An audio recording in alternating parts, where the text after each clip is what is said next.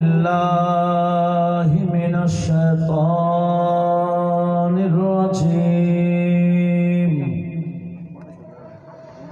إن الله وملائكته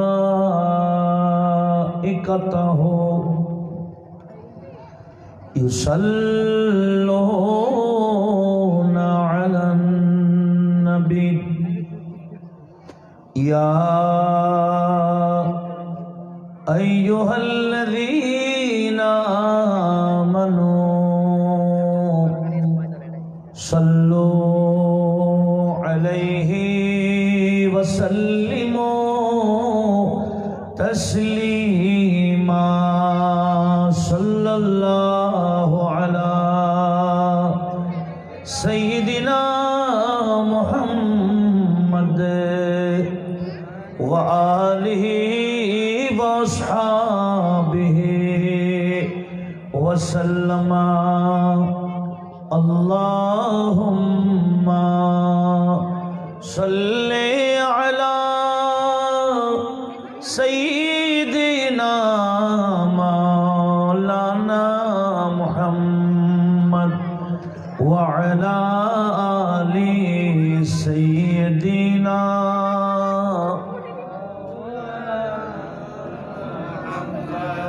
بندہ ملنے کو قریب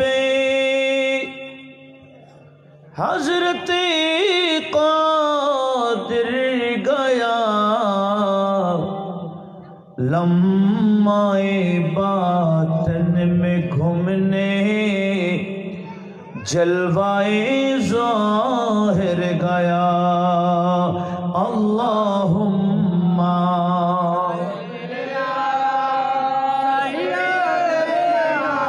مولانا محمد وعلا آل سیدنا السلام نور چشم انبیاء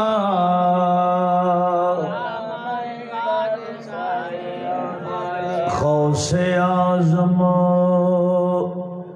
فاطمہ زہرا کی پھول غوث اعظم قرۃ العین رسول السلام السلام بادشاہ بحق خواجہ عثمان ہارونی مدد کنیا معین الدین اجمیری السلام السلام بادشاہ میرے خواجہ تیرا وصال تو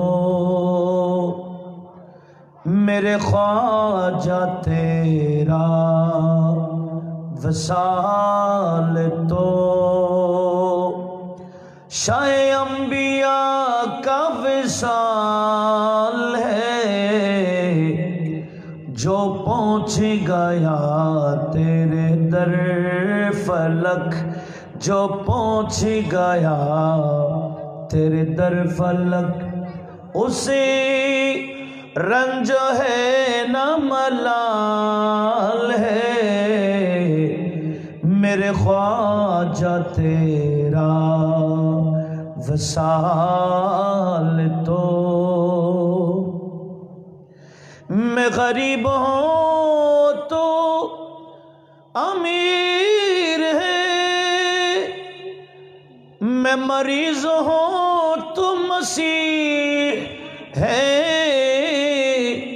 میں مریض ہوں تو مسیح ہے تیرے عشق میں تیرے ہجر میں मेरा अब तो जीना महाल है, मेरे ख्वाजा तेरा विसाल तो। अल्हम्दुलिल्लाह वस्सलातु वस्सलामु अला रसूलिल्लाह। অধ্যকার উত্তর মহারা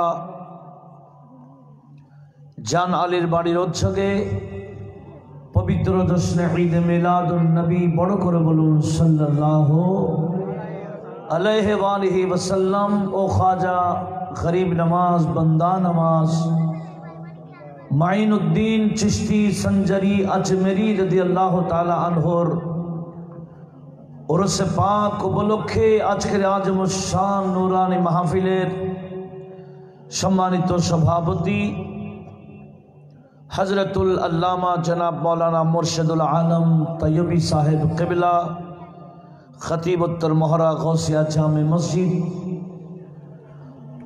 आजकेर सम्मानित उद्बोधक हजरतुल हाज अल्लामा मौलाना उमर फारूक कादरी साहेब অতীব গুরুত্বপূর্ণ আলোচনা পেশ করেছেন। আজকের সম্মানিত প্রধান আলোচক বরিষ্ঠর জিয়াউল উলুম ডিগ্রি মাদ্রাসার সম্মানিত প্রভাষক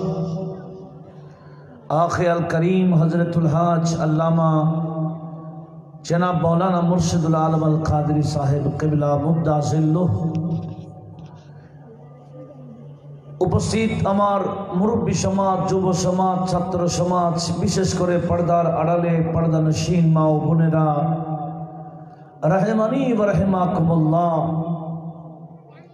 রব্বুল আলামিনের দরবারে শুকরিয়া আদায় করছি যিনি আমাদেরকে দুইজন হাবিবুল্লাহর শরণে বসার সুযোগ দিয়েছেন। সুবহানাল্লাহ।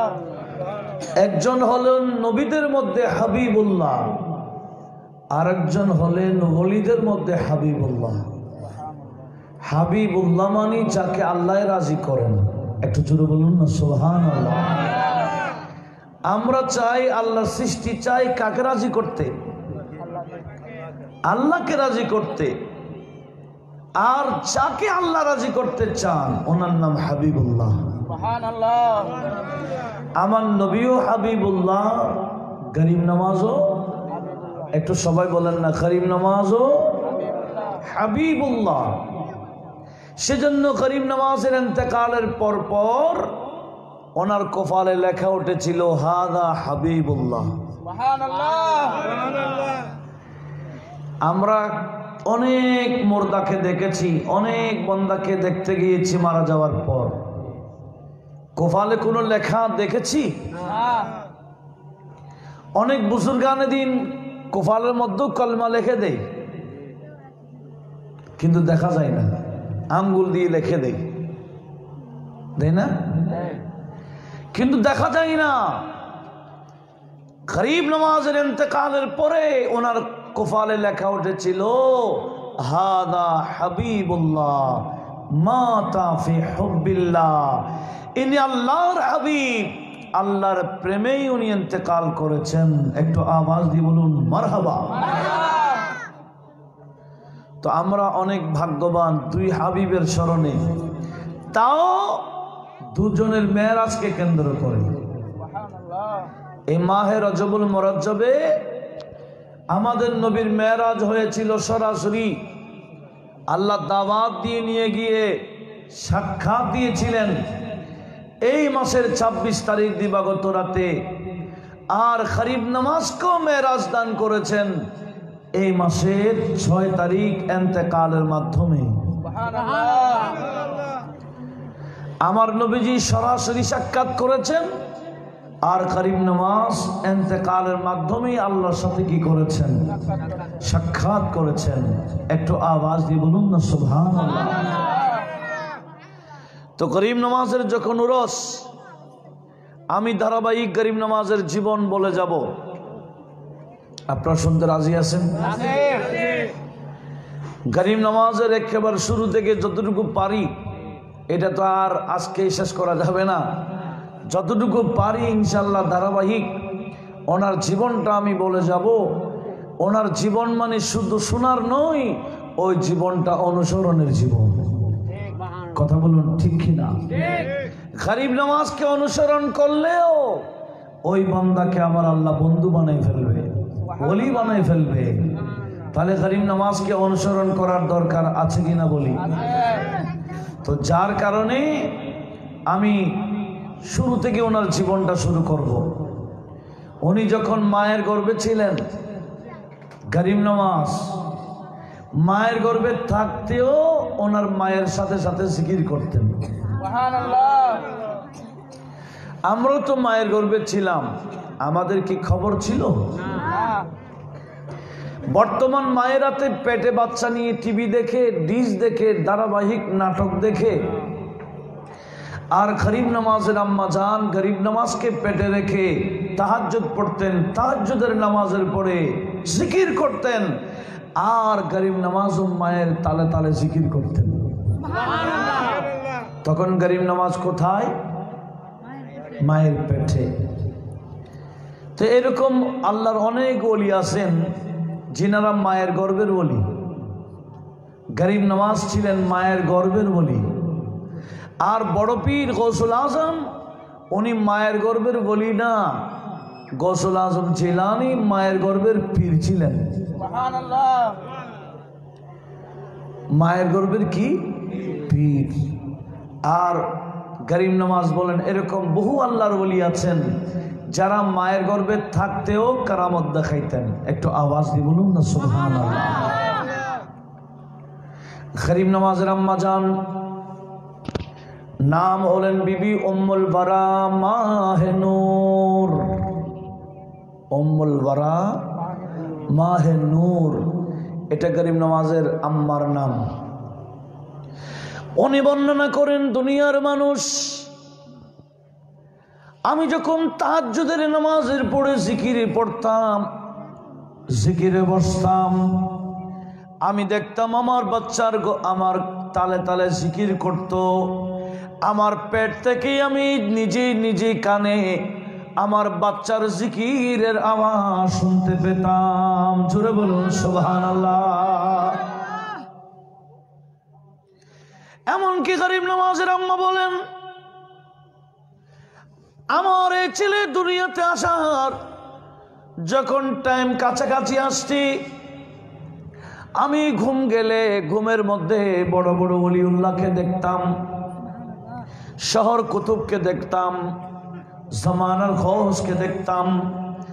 ওনারা আমার স্বপ্নে যুগে এসে মোবারকবাদ দিতেন আর বলতেন, ওগো উম্মুল বারা মাহে নূর, তুমি তো একজন কুতুবুল মাশায়েখুল বররে ওয়াল বাহরের সমস্ত মাশায়েখদের কুতুব তোমার গর্বে আছে।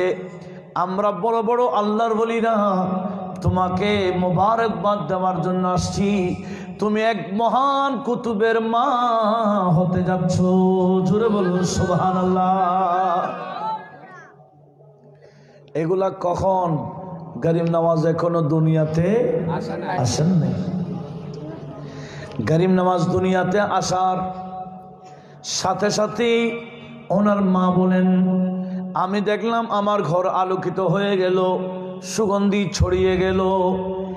এমনকি আমার এই বাচ্চা দুধ পান করতেন, দুধ যদি না পান করিও, না খাওয়াইলেও কান্ত না, খুব নরম তবিয়তের ছিলেন। শুধু তাই না, আমার এই ছেলে দুধের বাচ্চা, আমার কাছে কোনো নারী বাচ্চা নিয়ে আসলে তাদের বাচ্চা যখন কাঁদত, আমার এই দুধের বাচ্চা আমাকে ইশারা করত ওই বাচ্চাকে নিয়ে যাতে আমি একটু দুধ খাওয়াই দিই, সান্ত্বনা করে দিই। জোরে বলুন। দুধের শিশু গরিব নওয়াজ, ইনি মানুষের প্রতি কি দয়াবান দেখেন বাচ্চা অবস্থায়। অন্যান্য শিশুরা কানলে এটাও গরিব নওয়াজ সহ্য করতেন না, নিজে তো কানতেন না। কোনো শিশু কানলে ওনার মায়ের কাছে এসে কানলে মাকে ইশারা করতেন ওই শিশুকে নিয়ে দুধ খাওয়াই দেওয়ার জন্য। তখন গরিব নওয়াজের আম্মা বলেন, অন্যজনের বাচ্চাকে যখন আমি দুধ পান করাইতাম, আমার এই বাচ্চা কোলে বসে বসে হাসতো। জোরে বলুন সুবহানাল্লাহ। আমার এই বাচ্চা খুশি হয়ে যেত। কিভাবে আরেকজনের প্রতি দরদ, একেবারে বাচ্চা থেকে। গরিব নওয়াজ কেমন দরদি। ওনার আব্বাও বড় আল্লাহর ওলি ছিলেন, খাজা গিয়াসউদ্দিন হাসান। উনি ঈদগাহে গিয়েছিলেন নামাজ পড়াতে আগে ভাগে। গরিব নওয়াজ ওনার আরেকজন ভাইকে নিয়ে ঈদগাহে যাচ্ছেন ছোট অবস্থায়। নতুন জামা পড়েছিলেন, ঈদের জামা। নতুন জামা পরে ঈদগাহে যাচ্ছিলেন। পথের মধ্যে দেখলেন এক এতিম বাচ্চা, যার বাবা নাই, যার কারণে তার বাবা নাই বিদায় নতুন পোশাক পাই নাই। তখন তো অভাবের জীবন ছিল, নতুন জামা দেয় নাই, বাচ্চা কাঁদছে রাস্তায় নতুন জামার জন্য। তখন গরিব নওয়াজ নিজে ছোট, উনি আর দেরি করলেন না, রাস্তার মধ্যে নিজের জামাটা খুলে ওই এতিম বাচ্চার গায়ে পরিধান করাই দিয়ে আবার দৌড়তে দৌড়তে বাড়িতে এসে পুরাতন একটা জামা পরিধান করে ঈদগাহে চলে গেলেন। জোরে বলুন সুবহানাল্লাহ। উনি গরিবের নওয়াজ, উনি গরিব দরদি। কখন থেকে? বয়স হওয়ার পরে না আগ থেকে? মানুষের প্রতি দরদ কাকে বলে দেখুন, গরিব নওয়াজ। এভাবে উনি বড় হতে আছেন। জনকল্যাণমূলক কাজ উনি বেশি পছন্দ করতেন। এমনকি ওনার বাবা থেকেই উনি প্রাথমিক জ্ঞান অর্জন করেছেন। 15 বছর পর্যন্ত বাবা থেকে পড়েছিলেন। 15 বছর বয়সে বাবা ইন্তেকাল করে ফেললেন। বাবা যখন ইন্তেকাল করলেন, ওনার ছোট ভাই আছে, বোন আছে, মা আছে। সংসারের মধ্যে যখন উনি বড়, উনি সিদ্ধান্ত নিলেন ওনার আব্বা একটা আঙ্গুরের বাগান রেখে দিয়েছেন। ওই আঙ্গুরের বাগানের চাষ করবেন, পরিবারকে চালাবেন, এটাই ওনার মনস্থ ছিল। গরিব নামাজ, বান্দা নামাজ, ফজরের নামাজের পরে কোরআন পড়তেন নিয়মিত। নিয়মিত কোরআন তেলাওয়াত দীর্ঘক্ষণ করতেন। এরপরে বাগানে যেতেন। উনি বাগানে গিয়ে দেখতেন বাগানে পরিচর্যা করা অবস্থায়, ঝাড়ু দেওয়া অবস্থায়, এমনকি যে সমস্ত আঙ্গুর পোকা পাক্তা হয়ে গেল, উপযোগী হয়ে গেল, ওই আঙ্গুরগুলা কেটে কে যেন এক জায়গায় স্তূপ করে দিল। জোরে বলুন সুবহানাল্লাহ। উনি যাওয়ার আগে কে যেন পানি দিয়ে ফেললো। গরিব নওয়াজ বলেন, আমি একদিনও নিজের পানি দিতে পারিনি। আমি যাওয়ার আগে কে যেন পানি দিয়ে দিল। আমি যাওয়ার আগে কে যেন বাগানকে ঝাড়ু দিয়ে দিল। আমি যাওয়ার আগে কে যেন উপযুক্ত ফলগুলা কেটে এক জায়গায় স্তূপ করে দিল। এভাবে প্রতিদিন আমি দেখি। একদিন আমি তাদেরকে বললাম, আমাকে যারা সাহায্য করছো আমি তো তোমাদেরকে দেখছি না, তোমরা একটু আমার সামনে আসো, আমি তোমাদেরকে দেখতে চাই। একটু আওয়াজ দিয়ে বলবেন না সুবহানাল্লাহ। যারা কাজ করছিল এদেরকে দেখা যাচ্ছে না। গরিব নওয়াজ তাদেরকে দেখতে ইচ্ছা করলেন। তখন এরা বেশ কয়েকজন, সব জিন। কে? জিনের মধ্যে ভালো জিন আছে কিনা? জিনের মধ্যে মুসলমান আছে, বিধর্মী আছে। জিনের মধ্যে ওয়াহাবি সুন্নি আছে। কিসের মধ্যে? জিনের মধ্যেও আছে। ওই যার কথা বলতেছেন শেরে বাংলা রহমতুল্লাহ আলাইহি, ওনার অনেক জিন্নাত মুরিদ ছিল। এমনকি জিনের বাদশাহ শেরে বাংলা রহমতুল্লাহ আলাইহির মুরিদ ছিলেন। ওই জিনের বাদশার নামেও আমার শেরে বাংলা দেওয়ান আজিজের মধ্যে কসিদা লিখেছেন। বিভিন্ন জায়গায় গেলে ওই জিন্নাতরা ওনাকে পাহারা দিতেন। খন্দিকিয়ায় দেয় নাই কেন? কারণ ওনার তকদিরে মাকামে শাহাদাত লেখা আছে, সেজন্যই করেন নাই। একটু লক্ষ্য করুন, আমি তো গরিব নওয়াজ নিয়ে চলছি না। আপনারা আছেন তো? খুব ধারাবাহিক জীবনটা বলে যাব, যাতে আমরা ওনার জীবন থেকে শিক্ষাগুলা নিতে পারি। এই জিন্নাত কয়েকজন সামনে এসে সালাম দিলেন। গরিব নামাজ বললেন, তোমরা নাকি আমাকে এভাবে সাহায্য করো প্রতিদিন? বলে, হ্যাঁ, আপনি যে ফজরের নামাজের পর তেলাওয়াত করেন, আমাদের কাছে বেশি মজা লাগে আপনার তেলাওয়াতগুলো। আমরা আপনার কোরআন তেলাওয়াতের ভক্ত। কে বলতেছে? এখন কোরআন তেলাওয়াত আমাদের ঘরে আছে? বলেন না। মুসলমানের ঘরে কি কোরআন তেলাওয়াতের আওয়াজ আছে? যত গভীর রাত যাবেন না কেন, ডিশের আওয়াজ শোনা যাবে, ফিল্মের আওয়াজ, নাটকের আওয়াজ, গানের আওয়াজ, বিভিন্ন ধরনের বেহায়াপনার আওয়াজ। মুসলমান আমরা নামে আছি, আসলে কোনো নামে মুসলমান না, আমরা সবাই নামে বিধর্মী। কথা বলুন, ঠিক কিনা? না, এটা মেনে নিতে রাজি না। আমরা এমনি নামে মুসলমান, আসলে কাজে ইসলাম ধর্মের নিয়ম কানুন, শরীয়ত, সুন্নাহ, ইসলামী চরিত্র থেকে আমরা অনেক দূরে। কি এটা আমরা স্বীকার করি না? আমার নবীজি বলেছেন, লিকুল্লি দীনিন খুলুকা, উম্মত প্রত্যেকটা ধর্মের এক একটা চরিত্র আছে।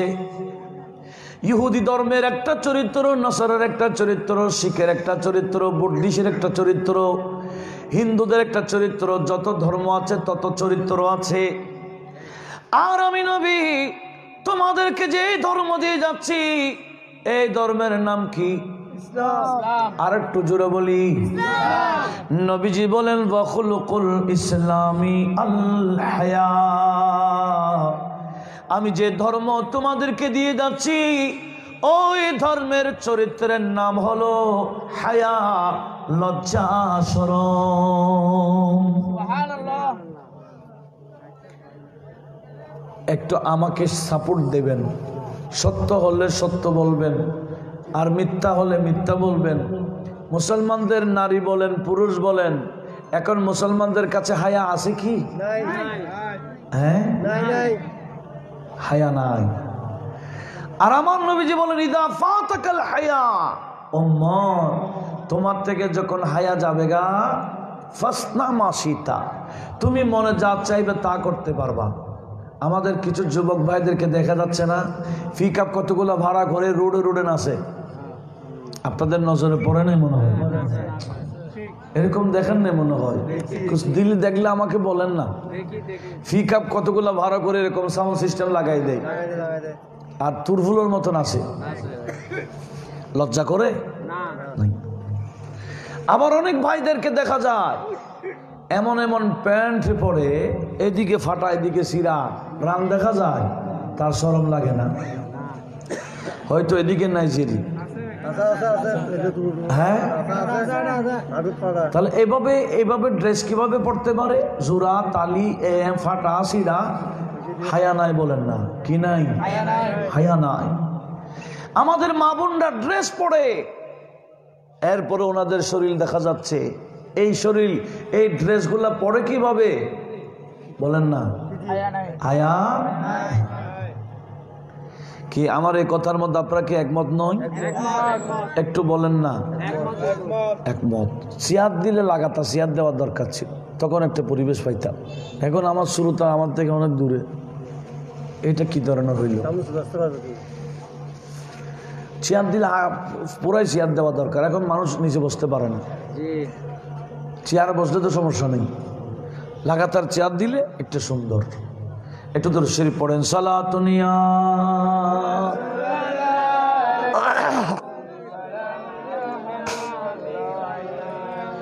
हरम की समीर कदम रखे चलना, अरे सर का मौका है ओ जाने वाले सलातुनिया।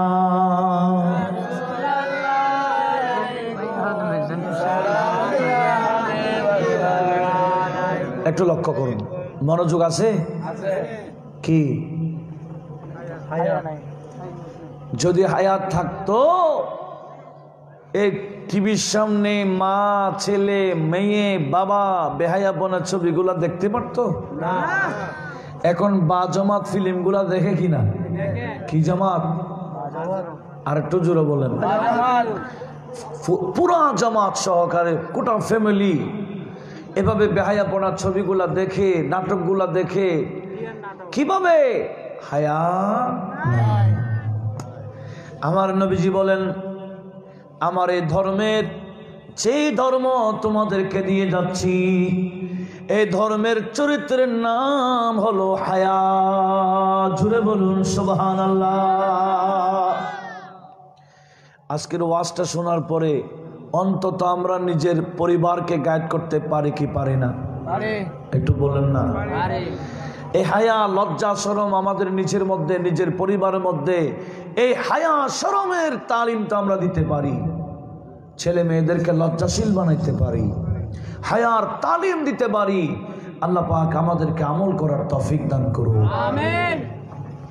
কি বলেছিলাম? হুজুর গরিব নামাজ বান্দা নামাজের ভক্ত হয়ে গেল কারা? গেছেন আপনারা? জিন বলেন না কারা? কি গরিব নামাজের কিসের ভক্ত? কোরআন তেলাওয়াতের। গরিব নামাজ ফজরের নামাজের পর যে দীর্ঘক্ষণ তেলাওয়াত করতেন ওই চিন্নাতরা তেলাওয়াতের ভক্ত ছিল। সেজন্য গরিব নামাজের তারা খেদমত করত। বাগান ওনাকে পরিচর্যা করতে হইতো না, জিন্নাতরা এসেই বাগানের কাজগুলা করে দিত। একটু আওয়াজ দিয়ে বলুন না সুবহানাল্লাহ। এভাবে বাগান দেখেন, ফলগুলো উপযুক্ত হলে বাজারে বিক্রি করতেন। এভাবে পরিবার চালাচ্ছেন, সুন্দর চলে। এভাবে সংসার চালাচ্ছেন। আপনারা শুনেছেন একদিন দুপুর বেলা একজন আল্লাহর ওলি ফকির দরবেশ বাগানে ঢুকেছিলেন। গরম, প্রচন্ড গরম ছিল। গরিব নওয়াজ টাটকা আঙ্গুরের রস চিবে এক গ্লাস শরবত বানিয়ে এই ফকিরকে খাওয়াইতে দিলেন, পান করতে দিলেন। এই ফকির আঙ্গুরের রসের শরবত যখন পান করলেন উনি একটু শান্তি পাইলেন। গরিব নওয়াজ বসে আছেন। ফকির মনে মনে বলে, এই ছেলে আমাকে আঙ্গুরের শরবত খাওয়াইছে, আমি এই ছেলেকে একটু আল্লাহর শরবত খাওয়াই দিই। আল্লাহর শরবত আছে কিনা? এটাকে বলা হয় শরাবে ওয়াহদাত। শরাবে ওয়াহদাত, আল্লাহর শরাব। তবে দুনিয়ার শরাব তো এরকম গ্লাস দিয়ে পেয়ালা দিয়ে পান করা হয়। আল্লাহর শরাব গ্লাস পেয়ালা দিয়ে পান করা হয় না। আল্লাহ শরাব পান করা হয় বুজুর্গানে দিনের নজরের মাধ্যমে। বলে এই শরাবের ঘাটি হলো মদিনা শরীফ। শরাব এটার ঘাটি কোথায়? তয়বা সে मंगाई जाती है, सीनों में छुपाई जाती है। तैबा से मंगाई जाती है, सीनों में छुपाई जाती है। तैबा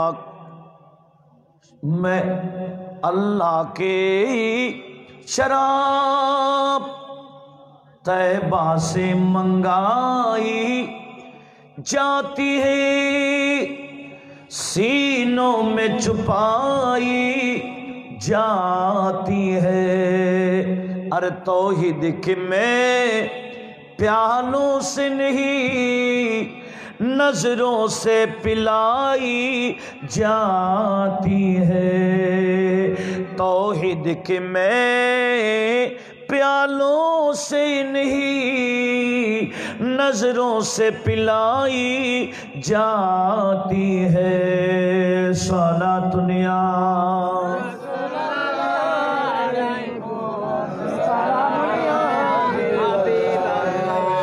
ए मुरब्बी फकीर গরিব নওয়াজকে কি খাওয়াইতে চায়? কাজ শরাবত, শরাব। তখন উনি ব্যাগ থেকে রুটি একটা বের করে চাবাইয়া রুটির মধ্যে একটা দিলেন নজর। কোথায় নজর দিলেন? ওই নজরে আল্লাহর ওয়াহদানিয়তের শরাব, শরাবে ওয়াহদাত মে তাওহীদ ইনি সেখানে ঢুকাই দিলেন। বললেন বাবা খাও। এই ফকির ইব্রাহিম কান্দুসি নামে গরিব নওয়াজকে আল্লাহর যখন শরাব খাওয়াই দিল, গরিব নওয়াজের মাইন্ড চেঞ্জ হয়ে গেল। আগে খেয়াল করেছিলেন বাবার দেওয়া এই বাগানের চাষ করবেন, দেখাশোনা করবেন, পরিবার চালাবেন। এই শরাবগুলো খাওয়ার পরে ওনার মাইন্ড চেঞ্জ হয়ে গেল। কেমন চেঞ্জ? উনি আম্মাকে গিয়ে বলে, মা আমি এই বাগানের আর পরিচর্যা করব না। তো কি করবা? বলেছেন আমার নানা জান যেই বাগান দিয়েছেন এই বাগানের নাম ইসলাম, আমি ইসলামের বাগানের পরিচর্যা করব। জোরে বলুন সুবহানাল্লাহ। আমি কোন বাগানের চাষ করব? ইসলামের। আমি এই বাগান বিক্রি করে দেব। মা আপনি আমাকে বলেন, অনুমতি দেন। বলে ঠিক আছে। উনি বাগান বিক্রি করে নিলেন। মায়ের হক মাকে দিলেন, ভাইয়ের হক ভাইকে দিলেন, বোনের হক বোনকে দিলেন। কোরআন সুন্নাহ মোতাবেক ফরায়েজে যা পাই উনি তা নিলেন। নেওয়ার পরে ওনার হক উনি নেওয়ার পরে দেখলেন এখানে অনেক সম্পদ। উনি বলেন আমি তো ইচ্ছা করেছি ইসলামের বাগানের খেদমত করতে চাইলে বড় আলেম হওয়া দরকার। আমি বড় আলেম হওয়ার জন্য ইচ্ছা পোষণ করলাম। গরিব নওয়াজ আলেম হওয়ার জন্য সিদ্ধান্ত নিলেন। ওনার এলাকা সঞ্জর থেকে সমরকন্দ চলে যাবেন। সেখানে বড় বড় আল্লাহর ওলিদের মাজার আছে, বড় বড় আলেমদের মাদ্রাসা আছে। গরিব নওয়াজ বললেন আমি সমরকন্দে চলে যাব। জোরে বলুন সুবহানাল্লাহ। কি জন্য? বেশি করে ইলম অর্জন করার জন্য। আমরা তো গরিব নওয়াজকে শুধু ওলি হিসেবে চিনি, কিন্তু উনি কত বড় আলেম ছিলেন আমি ধারাবাহিক বয়ান দিব, আপনারা শুনবেন।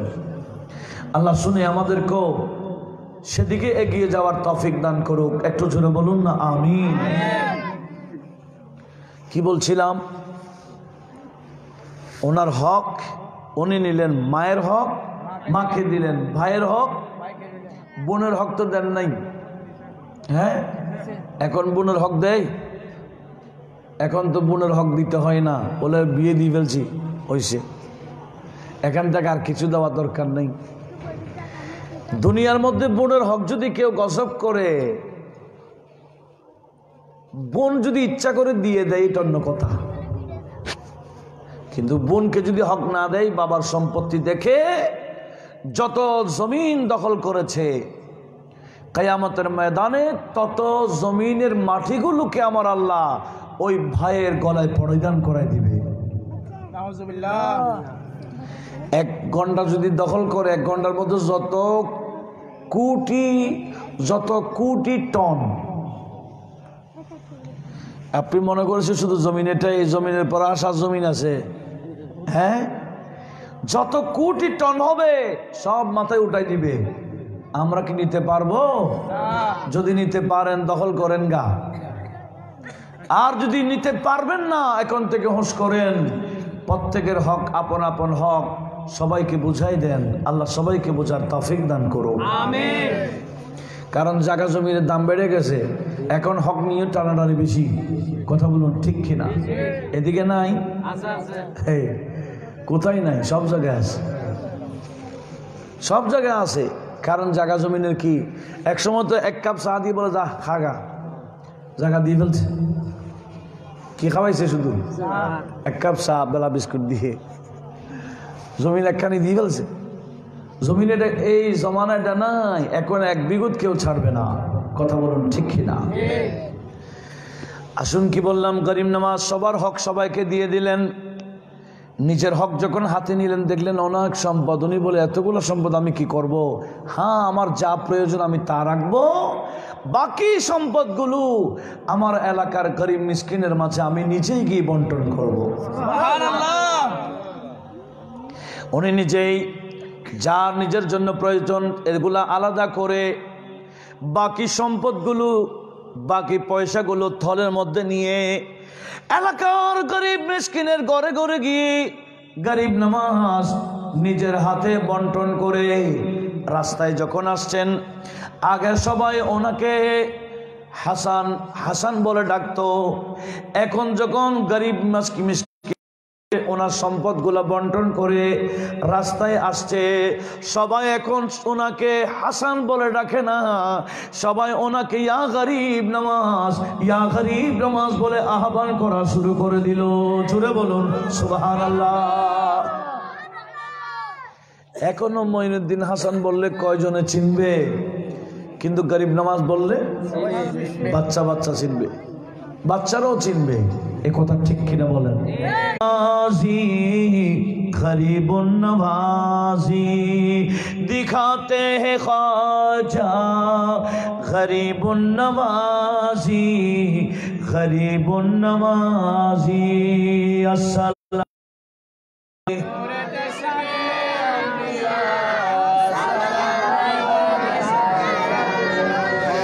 वो बेरोजगारों को देते हैं रोजी। सुभान अल्लाह। उन्हें যাদের রুজি নাই, রোজগার নাই, টাকা নাই, পয়সা নাই, রুপিয়া নাই, খাবারের কিছু নাই, এখনো খাবারের ব্যবস্থা করছেন শুয়ে শুয়ে। আর একটু জোরে বলুন। এখনো যারা যায়, চাইলে আমার গরিব নওয়াজ এখনো দেয় কিনা? সেজন্য বান্দারা গিয়ে বলে, কি বলে? खैरात लेने आ गए मंगते तुम्हारे ख्वाजा। ओ ख्वाजा, आपके काছে खैरात নেওয়ার জন্য আসছি। सुभान खैरात लेने आ गए मंगते तुम्हारे ख्वाजा। भर दीजिए दामन मुरादों से हमारे ख्वाजा, मेरे ख्वाजा पिया, मेरे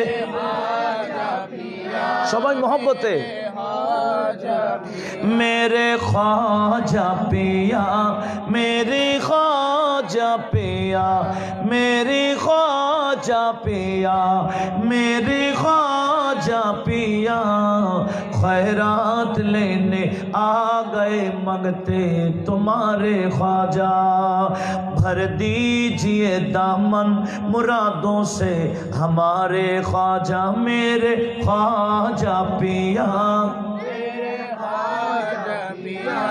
मेरे ख्वाजा पिया, मेरे ख्वाजा। मायूस जाता ही नहीं कोई तुम्हारे दर से, मायूस जाता ही नहीं कोई तुम्हारे दर से, मायूस जाता ही नहीं कोई तुम्हारे दर से। हमको भी दे हसनैन के सदके उतारे ख्वाजा, मेरे ख्वाजा पिया, ख्वाजा पिया, मेरे ख्वाजा पिया, मेरे ख्वाजा पिया। अस्सलाम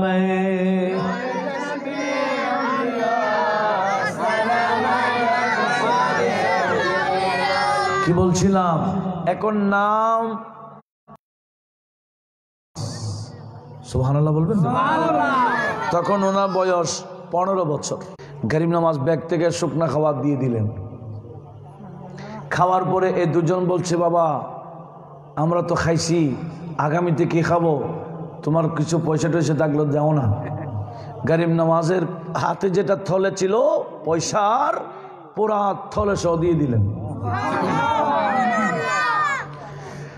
এখন তোমার আমাদের আছে, সেজন্য তো আমরা হালাল হারাম যাচাই বাছাই করছি না।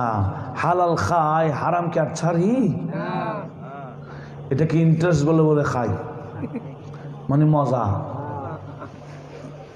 এটা কি অবাস্তব কথা না বাস্তব? করিম নামাজ বলেন, আমি এই চিন্তা করলে তো আপনাদেরকে দিতাম না। এরা কান্দে, বলে আসলে ভাই, ওগো ভাই, আমরা কোনো অসহায় না, আমরা দুজন ডাকাত। আমরা দুজন কি? তুমি ছোট্ট মানুষ, তোমার সাথে কি ডাকাতি করব? সেজন্য বাহানা নিয়ে ফেললাম। আমরা ক্ষমা চাই, আর ডাকাতি জীবন করব না। আপনি আমাদেরকে চোখ খুলাই দিয়েছেন, ওই আল্লাহর উপর ভরসা করার তালিম দিয়ে দিলেন। আমরা তওবা করছি, জীবনে আর ডাকাতি করব না। আপনার সম্পদ আপনি নিয়ে নেন, আপনি তো অনেক দূরে যাবেন, ধরেন। গরিব নওয়াজ বলেন, না না, এটা আমার নানা জানের শরীয়তে ইসলামের মধ্যে নাই, আমার নানা জানের সুন্নত নয়। আমার নানা জান বলে, কাউকে কিছু দান করলে এটাকে ফিরাই নেওয়া মানে ওই কুকুরের মতো, যে কুকুর বমি করে আবার খায়। কাউকে কিছু বকশিস করে এটা আবার নিয়ে নেওয়া মানে কিরকম? যে কুকুর বমি করে আবার কি বলে, আমি নিব না। এরা অনেক চেষ্টা করেছে গরিব নওয়াজকে ওনার সম্পদ গুলা বুঝাই দিতে, গরিব নওয়াজ দিলেন না, বলে আমি এটা তোমাদেরকে দান করেছি। গরিব নওয়াজ তত্ত্ব নিতে নিতে ওই মাদ্রাসায় পৌঁছে গেলেন। জোরে বলুন সুবহানাল্লাহ। সেই মাদ্রাসায় ভর্তি হলেন হুসামউদ্দিন মাদানী, মানি যার মাদ্রাসায় ভর্তি হলে 16 বছর পর্যন্ত উনি ছুটি দিতেন না। ক বছর? 16 বছর। কেন? আল্লাহ ওনাকে 16টা বিষয়ের পণ্ডিত্য দান করেছিলেন। ওনার ছাত্ররা ওনার কাছে ভর্তি হলে উনি 16 বছরে 16টা বিষয়ের পণ্ডিত বানাই দিয়ে পাগড়ি দিয়ে দিতেন। জোরে বলুন সুবহানাল্লাহ। কি করতেন? ক বছর পরে? কারণ 16 বছর পর্যন্ত উনি শুধু এলম দিতেন 16টা বিষয়ে। 16 বছরে উনি ছাত্রদেরকে বড় বড় আলেম বানাই দিতেন। একটু জোরে বলুন না সুবহানাল্লাহ। একটু লক্ষ্য করুন। কি আপনাদের বিরক্ত লাগছে? আমি তো জীবন শুরু করছি মাত্র, এখনো মাদ্রাসায় যাচ্ছে। হ্যাঁ, কি হয় একটু লক্ষ্য করুন। কোথায় যাচ্ছেন? মাদ্রাসায় ভর্তি হয়ে গেলেন। অন্যান্য ছাত্ররা উস্তাদ থেকে যে ইলম অর্জন করতেন 16 বছরে, আমার করিম নামাজ ওই উস্তাদ থেকে মাত্র 5 বছর নিয়ে নিলেন। জোরে বলুন সুবহানাল্লাহ। ক বছরে? 5 বছরে। উস্তাদ থেকে ইলম নেওয়ার পরে ওনার তৃষ্ণা মিটে না, বলে হুজুর আরো দেন না। উস্তাদ হুসামউদ্দিন মাদানী বলে, আমার কাছে যা ছিল সব তো দিয়ে দিলাম। আমার এক বন্ধু আছে শেখুত তাফসীর, আমি তোমাকে ওনার কাছে পৌঁছাবো। আমি একটা চিঠি লিখে দিচ্ছি, তুমি বুখারায় চলে যাও, আমার বন্ধু রিসিভ করো। তো আপনি ঘর থেকে বের হয়ে গেলেন মেহমান যাওয়ার আগে আগে। কেন? ফোনে। তখন কি এই মোবাইলটা ছিল না? উস্তাদ হুসামউদ্দিন বুখারী মাদানী উনি যে চিঠি দিলেন, কোথায়? সমরকন্দ থেকে। আর গরিব নওয়াজ ওনার বন্ধুর কাছে চিঠিটা পৌঁছছেন নিয়ে বুখারায়। আর সেই আব্দুল্লাহ হাজরামি রাদিয়াল্লাহু তাআলা ওনার জন্য বের হয়ে অপেক্ষা আছেন। বলছে, বাবা আমি তো তোমার জন্য অপেক্ষা করছি, আমার বন্ধু চিঠি যেটা দিয়েছে এটাকে দাও। গরিব নওয়াজ নিজ থেকে বলার আগে উনি চিঠি খুঁজতেছেন। একটু আওয়াজ দিয়ে বলুন না সুবহানাল্লাহ। এটার নাম হলো ইলমে গায়েব, এটার নাম ইলমে কাশফ, এটার নাম ইলমে বাতিন, ইলমে মারিফাত। তৎকালীন প্রায় আলেম ওলামারা সাহেবে মারফত ছিলেন। একটু আওয়াজ দিয়ে বলুন না সুবহানাল্লাহ। গরিব নওয়াজ বলে আমি অবাক হয়ে গেলাম, আমার হুজুর চিঠি দিয়েছেন, উনি কিভাবে জানলেন? আমি তাড়াতাড়ি ব্যাগ খুলে চিঠি দিয়ে দিলাম। উনি একজন খাদেমকে বললেন, এই আমার খাদেম, এই বাচ্চাকে একটা কামরা দাও, গোসলের ব্যবস্থা করাও, খাওয়ারের ব্যবস্থা করে দাও, খাওয়াইয়া দাওয়াইয়া রেস্ট করাইয়া আসরের পরে আমার কাছে আনবা। জুড়ে বলুন সুবহানাল্লাহ। গরিব নামাজ বলেন আমাকে সুন্দর করে গোসলের ব্যবস্থা করে দিল, খাবারের ব্যবস্থা করলো, নামাজ করলাম, পড়লাম, রেস্ট করলাম, এবার আসরের নামাজ ওনার পিছনে পড়তে গেলাম। একটু জোরে বলুন না সুবহানাল্লাহ। গরিব নামাজ বলেন আমার ওই হুজুর আমাকে বসালেন, চিঠিটা খুললেন, খোলার পরে দেখলেন গরিব নামাজকে ভর্তি করাবার জন্য ওনার বন্ধু বলেছেন তাফসীর পড়াবার জন্য, এর রিকোয়েস্টটা উনি রেখেছেন। এমনকি গরিব নামাজকে ওই হুজুর 2 বছর তাফসীর পড়ালেন। জোরে বলুন সুবহানাল্লাহ। এখন কয় বছর ইলম অর্জন করেছেন?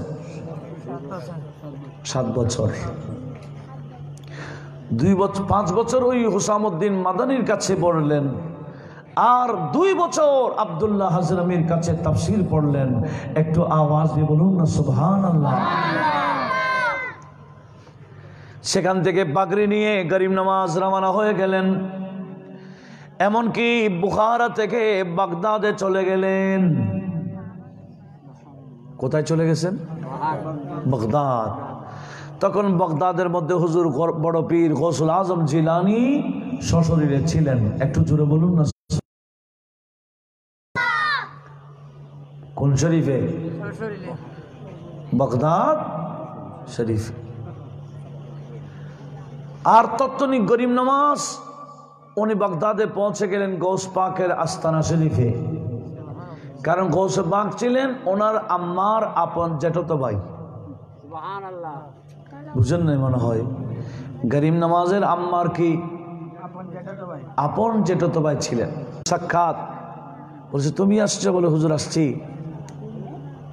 তখন উনি হুসামউদ্দিন মাদানী যখনই মক্কা শরীফ মদিনা শরীফ যেতেন, তৎকালীন বড় বড় আলেমরা, হেরামে মক্কার আলেমরা হুসামউদ্দিন মাদানীকে বসাইয়া দরস নিতেন। উনিও হাদিসের দরস দিতেন, ফিকহের দরস দিতেন। হুসামউদ্দিন মাদানী বড় আলেম ছিলেন বিদায় মক্কার খতিব পর্যন্ত ওনার দরসে বসে ইলম নিতেন। জোরে বলুন সুবহানাল্লাহ।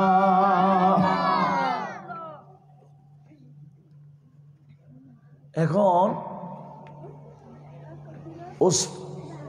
প্রতি বছরের মতো মক্কায় মুআজ্জামার বড় বড় হুজুররা হুসামউদ্দিন মাদানীকে ধরলেন, হুজুর আমাদেরকে দরস দিতে হবে। হুসামউদ্দিন মাদানী বলে আমি আর দিব না। বলে কেন? বলে আমার এক ছাত্র সাক্ষাৎ হয়েছে, তোমরা ওনার থেকে দরস নিতে পারো কিনা দেখো, উনি অনেক বড় আলেম। একটু জোরে বলবেন না সুবহানাল্লাহ। ওনার ছাত্র এটা কে? খাজা গরিব নওয়াজ। লক্ষ্য করুন, গরিব নওয়াজ ওই হুসামউদ্দিন মাদানী বললেন কি আমার ছাত্র থেকে দরস নিতে পারো কিনা দেখো। বলে হুজুর আপনার ছাত্র কোনটা? আগামীকাল আমাদের সাথে একটু সাক্ষাৎ করাই দেন ফজরের নামাজের পরে, আমরা ওনার থেকে আগে কিছু শুনি।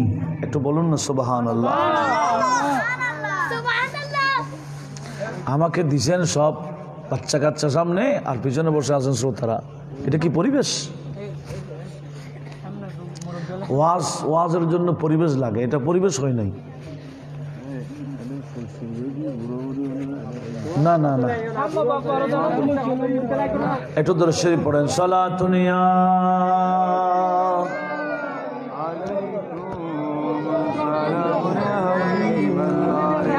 हरम के ज़मीं और कदम रखे चलना,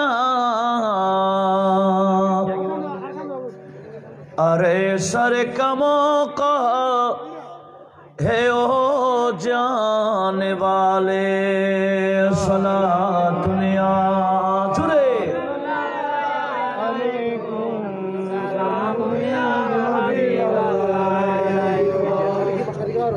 मदीने के खित्ते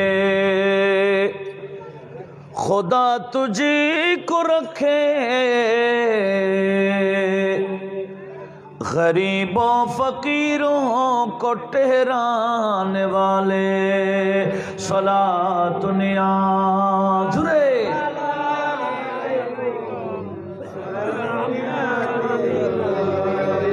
এবার বলেন আমি কি বলতে চাইছিলাম, আমার সাথে কথা বলতে হবে। গরিব নওয়াজ ওনাকে বলে দিলেন ওনার উস্তাদ, এই মাইনুদ্দিন হাসান, আগামীকাল ফজরের নামাজের পরে আমার সাথে দেখা করো। কি করো? কোন জায়গায়? মক্কার হেরমে। একটু জোরে বলুন না সুবহানাল্লাহ। উনি আগে ভাগে বলে দিলেন, এই মক্কার খতিবরা তোমরা অর্গানাইজ করো, বড় বড় আলেমকে দাওয়াত দাও, এরা যাতে ফজরের নামাজ এই জায়গায় পড়ে, আমিও থাকবো। ওস্তাদ হুসামউদ্দিন মাদানী উনি ফজরের নামাজ পড়লেন হেরমে মক্কায়, গরিব নামাজকেও সাথে রাখলেন। ফজরের নামাজের পর এক জায়গায় জমায়েত হলেন, বড় বড় আলেম ওলামারা সবাই বসে গেলেন। এবার উস্তাদ হুসামউদ্দিন মাদানী বললেন, বাবা মঈনুদ্দিন হাসান ওনাদেরকে কিছু শোনাও। জোরে বলুন সুবহানাল্লাহ। ওনাদের সামনে একটু তাকরীর করো, ওয়াজ করো। এখন তো ওয়াজ করার জন্য দাখিল পাস করাও লাগে না, ওয়াজ করার জন্য শিশু বক্তা ওয়াজ করতে পারে। কি বক্তা? শিশু বক্তা মানে যাকে যতটুকু মুখস্থ করাইছে ততটুকু। আর এই ওয়াজ শোনার জন্য আমরা হাজার হাজার মানুষ জমায়েত হয়ে যাই, এর চেয়ে বড় পাগলামি আর আছে? আর এমন কিছু ওয়াজ আছে যারা ক্যাসেট মুখস্থ করে ক্যাসেট সারি দেয়, আছে না? কিতাবের সাথে আসলে তার সাথে কোনো সম্পর্ক, তার সাথে কিসের সম্পর্ক? ক্যাসেট ক্যাসেট বাস মুখস্থ করে আছে, ক্যাসেট সারি দেয়। যাকে নকল করে তার হুবহু নকল। যে যত বেশি বন্ডামি করতে পারবে এই ফিল্ডের মধ্যে তার তত বান্ডিল বড় হয়ে যাবে। এটাই বর্তমান জাহালতে চলছে, মূর্খতা। এক একজন এক এক ধরনের ভাইরাল হয়। কেউ গালাগালি করে ভাইরাল হয়, কেউ উল্টো পাল্টা বলে ভাইরাল হয়, কেউ নেচে গায়ে ভাইরাল হয়। এই ভাইরাল হয়ে গেলে বাস তার ডিমান্ড বেড়ে যায়। কথা বলুন ঠিক কিনা? আর আমরাও তাদের জন্য, তাদেরকে দাওয়াত দেওয়ার জন্য পাগল। হুজুর আন্না যা কন জানেন আসতে হবে, বলে 1,20,000। বলে ঠিক আছে, দাওয়াত দিয়ে ফেলছি। ফার্স্টুল লাস্ট কি শুনলাম? আগা মাথা কি কোরআন আছে না হাদিস আছে না শিক্ষণীয় কিছু আছে? ব্যাস এখন ওয়াজের ফিল্ডটাকেও ভণ্ডামির মধ্যে ছড়াই দিল। কথা বলুন ঠিক কিনা? এই সুন্নিয়তের ময়দানকে যদি এই ভণ্ডামি থেকে দূরে না সরান, ভবিষ্যতে ভালো আলেমে ওয়াজ করার জন্য আসবে না। আর এখন তো বর্তমানে মানুষ বড় একজন আলেম থেকে ওয়াজ শুনে না, তো বলে ওয়াজ করার জন্য আইকন লাগবে। আইকন মানে যার সাথে না কোরআন আছে হাদিস, না 2 ঘন্টা ওয়াজের মধ্যে একটা দুইটা আয়াত শরীফও পড়তে পারে না। কথা বলুন ঠিক কিনা? এটা কিয়ামতের অন্যতম আলামত। আল্লামা জালালউদ্দিন সুয়ুতি আল জামিয়া সগীরের মধ্যে এই হাদিসটা নোট করেছেন। আমার নবীজি বলেন, ওয়া ইন্না মিন আশরাতিস সাআ, কিয়ামতের অন্যতম একটি আলামত হলো আইয়ুলতামাসুল ইলমু মিন আসাগীর। ইলম তালাশ করা হবে ছোট বাচ্চা থেকে। একটু আওয়াজ দিয়ে বলুন না নাউজুবিল্লাহ। নবীজির হাদিসের সাথে বর্তমান মিলে কিনা বলেন? এখন বড় বড় অভিজ্ঞ মুহাদ্দিসরা, বড় বড় বক্তা, ইনাদের ওয়াজ খাই না, এনাদেরকে দাওয়াতও দেয় না। আল্লাহ বিল্লাহ, কি জাহালতে চলছে। আল্লাহ আমাদেরকে একটু হুঁশ করার তৌফিক দিক। এখন আমরা বেহুঁশে আছি। কিসের মধ্যে আছি? কারণ আর সাধারণ জেনারেলকে ওয়াজ করার জন্য তো কোরআন হাদিস লাগে না। 2 ঘন্টার মধ্যে 1.5 ঘন্টা নাত পল্লিত হয়। 2 ঘন্টা ওয়াজে 1.5 ঘন্টা না পড়লে আধা ঘন্টা এরকম একদিক সেদিক বললে হয়ে গেছে। বলে যে সুন্দর ওয়াজ, এটার নাম ওয়াজ না আওয়াজ? একটু জোরে বলেন। এটার নাম ওয়াজ না, এটার নাম কি? আমরা তখন ওয়াজের পাগল নই, আমরা আওয়াজের পাগল। আল্লাহ এই সুন্নি মুসলিম মিল্লাতকে হেফাজত করুক। আর একটু জোরে বলুন না আমিন। আচ্ছা বলেন তো দেখি, এখন গরিব নওয়াজকে যাদের সামনে ওয়াজ করার জন্য দাঁড়ায় করাই দিলেন, শ্রোতা কারা? ছোট ছোট আলেম না, তাও হেরামে মক্কায় বড় বড় আলেমরা বসে আছেন। গরিব নওয়াজকে ওনার উস্তাদ বললেন, বাবা ওয়াজ করো। গরিব নওয়াজ তো ভাষাও ফার্সি, কিন্তু ওয়াজ করতে হবে আরবিতে, কারণ সব কোন ভাষার?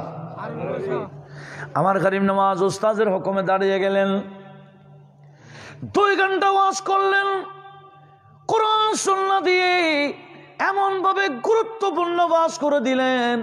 ওই 2 ঘন্টার ওয়াজ শুনে হেরমে মক্কার খতিব ছিলেন তখন আব্দুল্লাহ তমিমি, উনি পর্যন্ত বাজাদের মধ্যে এসে গেলেন। সবাই লাফাচ্ছে, হায় রে কি শুনতেছি, কি শুনছি, এত বড় আলেম জীবন তো দেখি না।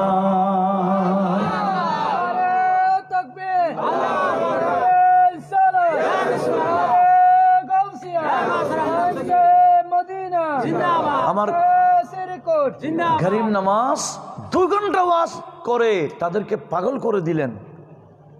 এবার সবাই বলে, হুজুর আপনি তো সমরকন্দ যাবেন, আপনার সমরকন্দ মাদ্রাসা আছে, আপনার ছাত্রকে আমাদেরকে দিয়ে যান, এই হেরমে মক্কার মুহাদ্দিস হিসেবে নিয়োগ দিয়ে দেন।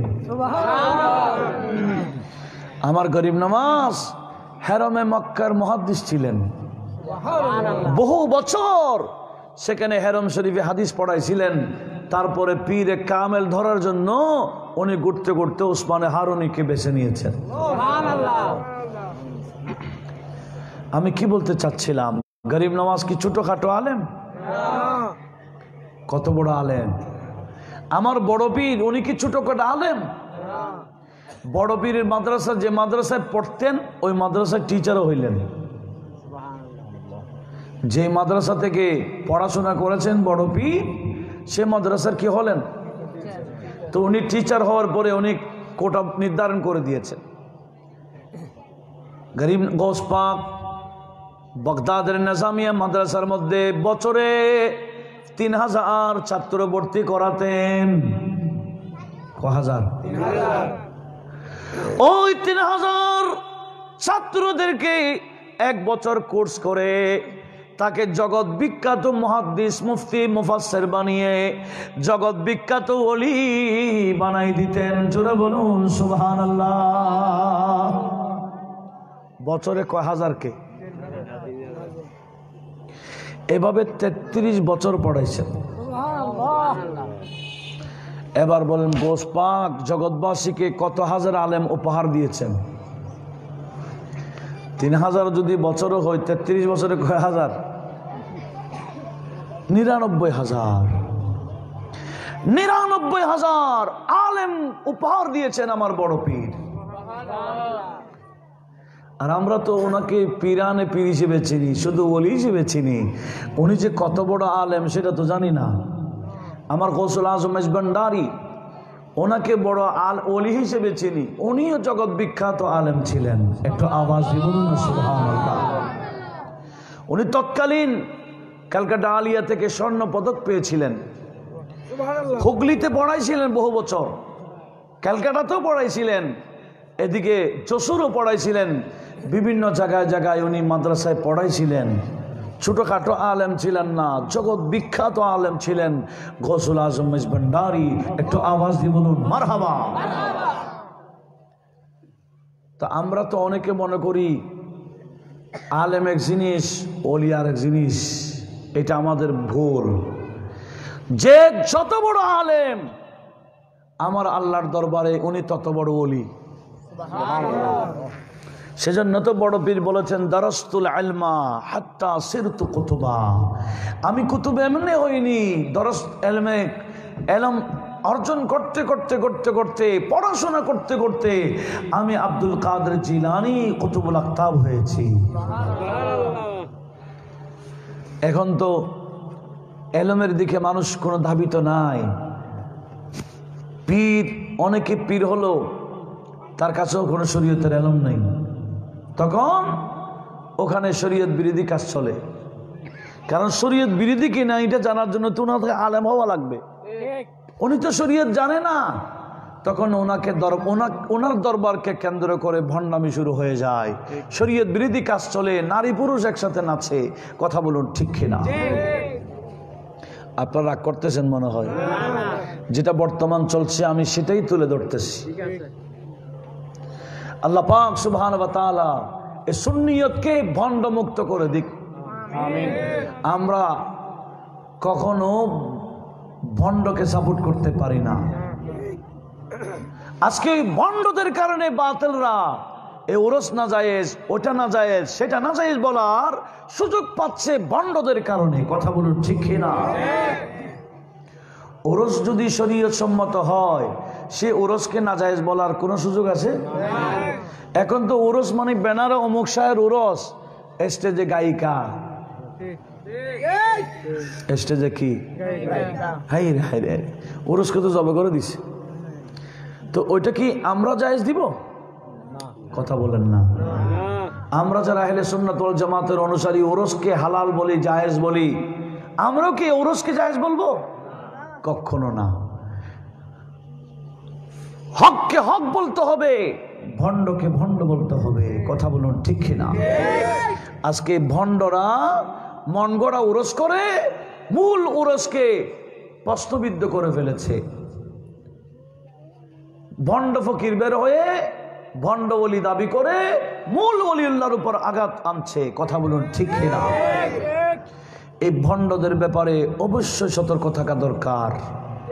আল্লাহ পাক আমাদের সবাইকে এই সুন্নিয়তের ক্ষেত্রে সজাগ থাকার তৌফিক দান করুক। একটু জোরে বলুন না আমিন। আমি কথাগুলো এখানে বলছি না, গৌসুল আজম মেজবান্ডারির সামনে শাহী ময়দান যেটা, আমি সেখানে ওয়াজ করি, সেখানেও আমাদের দাওয়াত দেই প্রতি বছর। আমি কথাগুলো সেখানেই বলি, ভণ্ডকে ভণ্ড বলতে হবে, ভণ্ডর সাথে সুন্নিয়তের কোনো সম্পর্ক নাই। আজকে বাতলা দেখা যায়, ওই কি করতেছে দেখো, এরা বলো সুন্নি, কি কে বলছে ওরা সুন্নি, এরা তো ভণ্ড। সুন্নিরা ওরস করে জামের ময়দান দেখো না, ওরস খা। কথা বলুন ঠিক কিনা? বিভিন্ন দরবারে, এদিকে পার্শ্ববর্তী আল আমিন বাড়িয়ার, সেখানে তো ওরস হয়, কি ভণ্ডামি হয়? তো এগুলো দেখান না। আজকে দেখেন বড় নাজুক পরিস্থিতি। আল্লাহ সবাইকে বোঝার তৌফিক দান করুক, আমিন বলি আমিন। তো কি বলছিলাম, গোশত গরিব নামাজ বহুদিন খেরামে মক্কার মধ্যে হাদিসের দরস দিয়েছিলেন, এরপরে পীর মুর্শিদ ধরেছিলেন। পীর মুর্শিদ ধরে মাত্র বিদায় নেন নাই, পীর মুর্শিদ ওনাকে যতদিন বিদায় দেয় নাই, উনি পীর মুর্শিদের সাথে সাথেই ছিলেন। পীর মুর্শিদ গরিব নামাজকে বিদায় দিয়েছেন ওনার দরবারে আসার আরো 20 বছর পরে। কয় বছর? আমরা তো অনেক পীর সাহেবের কাছে যাই, যেদিন মুরিদ হয় সেদিন যাই, আর দেখা নাই, ঠিক কিনা? আমি অমুক সার সাগরিদ, এটা বোঝার জন্য। পীর কোথায়, মুরিদ কোথায়, খবর নাই। কিন্তু গরিব নামাজ পীর মুর্শিদের খেদমত করেছেন কয় বছর? এই অধিকাংশ সুখ বড় কি করা নাকি? ঘুম আসতেছে আপনাদের? হ্যাঁ, শেষ করে দিব। আমি তো গরিব নামাজের জীবনটা ধারাবাহিক ধরেছি। এটা প্রত্যেকটা মুড়ে মুড়ে শিক্ষা আছে কিনা? কেমন জীবন, প্রতিটা মুড়ে মুড়ে শিক্ষা। একটু লক্ষ্য করুন, পীর সাহেবের কাছে কয় বছর ছিলেন? 20 বছর পরে পীর সাহেব ওনাকে নিয়ে হজে গেলেন। মক্কা শরীফে আল্লাহর ঘরের দরজার নিচে ওসমান হারুনি আল্লাহকে বলেন, আল্লাহ আমি তোমার দরবারে আমার মঈনুদ্দিন হাসানকে নিয়ে আসছি, তুমি ওনাকে কবুল করো। এইভাবে পীর সাহেব দোয়া করতে দেন নাই, গায়েব থেকে আওয়াজ এসে গেল, আমি মঈনুদ্দিন হাসানকে কবুল করেছি। পীর সাহেব দোয়া করেছেন মুরিদের জন্য, মুরিদ শুনে ফেললেন দোয়া কবুল। সাথে সাথে গরিব নওয়াজ সেখানে আল্লাহর ঘর খানে কাবার দরজার সামনে উঠাই দিলেন হাত, আল্লাহ শুধু আমাকে কবুল করলে হবে না, আমার সিলসিলার যত অনুসারী আসতেছে এদেরকে কবুল করো। সেখান থেকে হজের কাজ করে শেষ করে মদিনা শরীফে গেলেন। পীর সাহেব দাঁড়িয়ে আছেন, বলে বাবা নবীজিকে একটা সালাম দাও তো। পীর সাহেবের হুকুমে নবীজিকে সালাম দিলেন। এর আগে তো গরিব নওয়াজ মদিনা শরীফে গিয়েছিলেন, নবীকে সালাম দিয়েছিলেন, কিন্তু আজকে তো পীর সাহেবের হুকুমে সালাম। নবীজি রওজায়ে পাকের সামনে গিয়ে মোহাব্বতে যখন গরিব নওয়াজ নবীজিকে সালাম দিলেন, দেখা যায় সালামের উত্তর রওজায়ে পাক থেকে এসে গেল। কোত্থেকে? উত্তর কি? ওয়ালাইকুম আসসালাম ইয়া কুতুবা মাশায়েখিল বাররি ওয়াল বাহরি। জোরে বলুন সুবহানাল্লাহ। গরিব নওয়াজের দরবারে গেছেন, এরকম কেউ আছেন? মাশাআল্লাহ। আর কয় দু একটা উঠাই দেখে খায়। ভবিষ্যতে গেলে একটা বিষয় লক্ষ্য করবেন, মনোযোগ আছে তো? গরিব নওয়াজের রওজা শরীফের পূর্ব দিক যেটা গেট দরজা, মাজারের ঢোকার যেটা দরজা কোথায়? পূর্ব দিকে, সোনালী কালারের। সেখানে চৌকটে লেখা আছে কুতুবু মাশায়েখিল বাররি ওয়াল বাহর। ইনি স্থলবাগ যত জলবাগ, এখানে যেভাবে ওলি আছে পানির মধ্যে ওলি আছে, এখানে শেখ আছে ওখানেও আছে। আর আমার নবীজি রওজায়ে পাক থেকে ওনাকে খেতাব দিলেন কুতুবু মাশায়েখিল বাররি ওয়াল বাহরি। স্থলবাগ জলবাগের যত মাশায়েখ আছে সবার কুতুব, তোমাকেও সালাম। এই উপাধি আমার নবী রওজায়ে পাক থেকে দিলেন।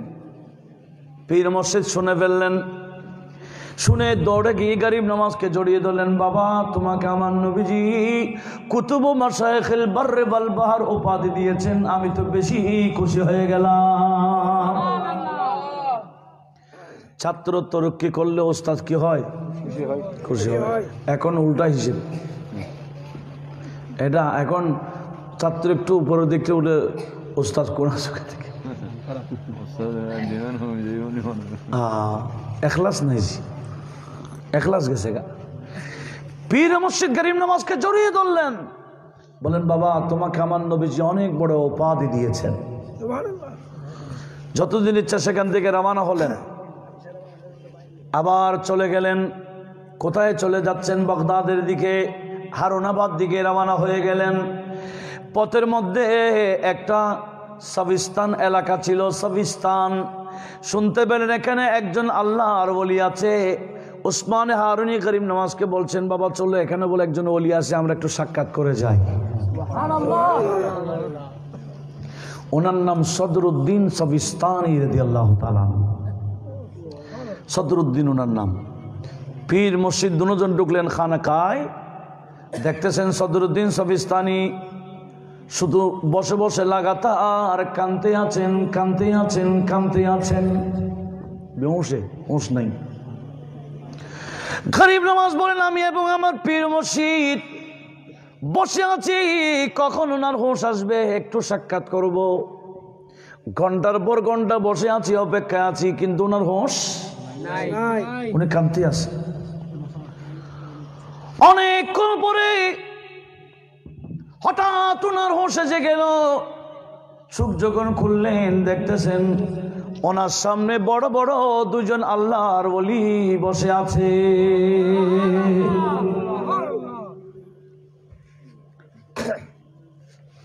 এই চা নিয়ে টান টান বুঝছো, বুঝছো, একটু লক্ষ্য করো কি বলছিলাম,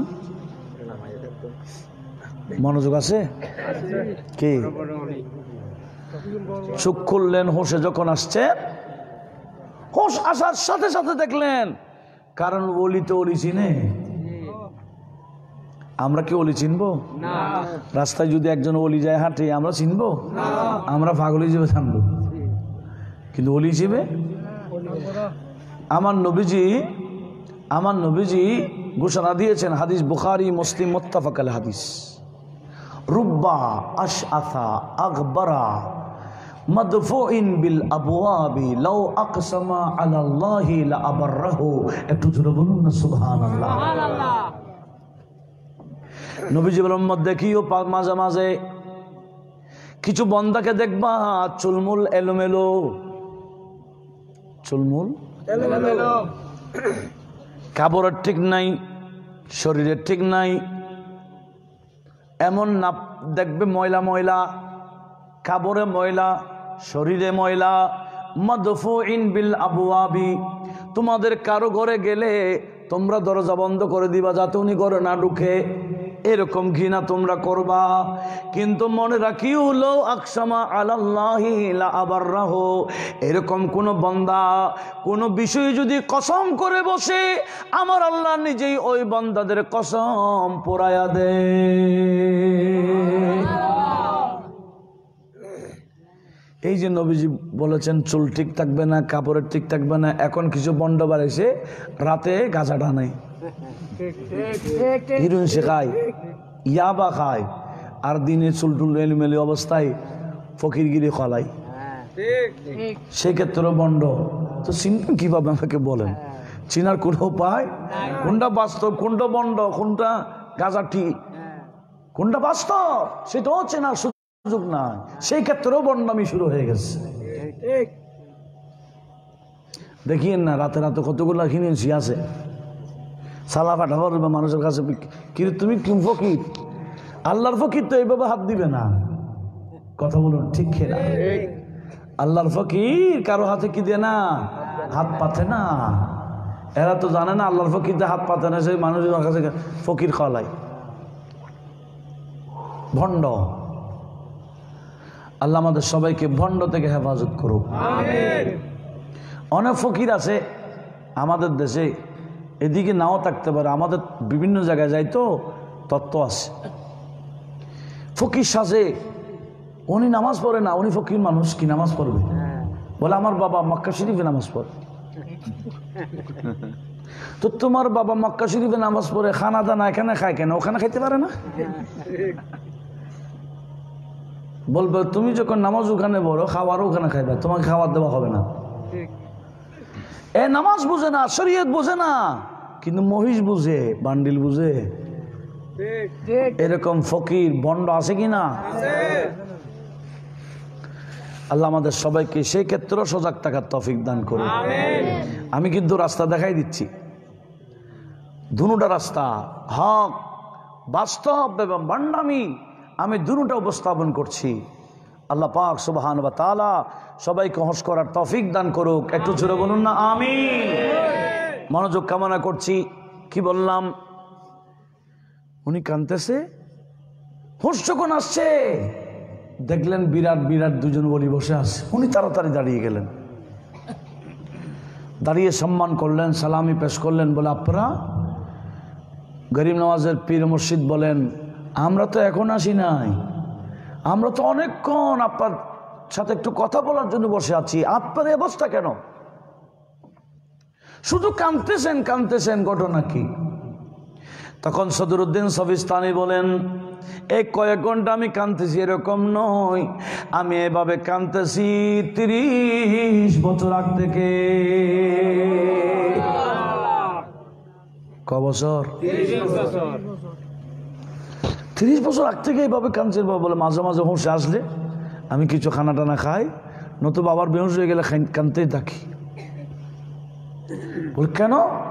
বলে আমার চোখে একটা ঘটনা দেখছি 30 বছর আগে। বলবো?